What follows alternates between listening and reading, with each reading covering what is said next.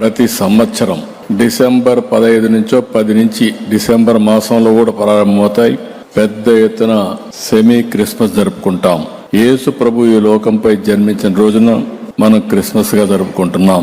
ప్రపంచంలోని అతి పెద్ద పండుగ ఈ క్రిస్మస్. ఇప్పుడే మేరీ మాత కడుపున యేసు ప్రభు జన్మించిన పవిత్రమైన రోజు, మనకందరికీ పండుగ రోజు. బయట కూడా డెమాన్స్ట్రేషన్ చేసి చూపించారు. అంటే మళ్ళీ ఒకసారి మనందరికీ రిమైండ్ చేయడం, ఏ విధంగా ఒక త్యాగశీలి ఈ భూమి మీదకి వచ్చాడో, యేసు ప్రభు ఏ విధంగా ఈ భూమి మీదకి వచ్చాడో అవన్నీ మళ్ళీ నెమరు వేసుకునే సమయం ఇది.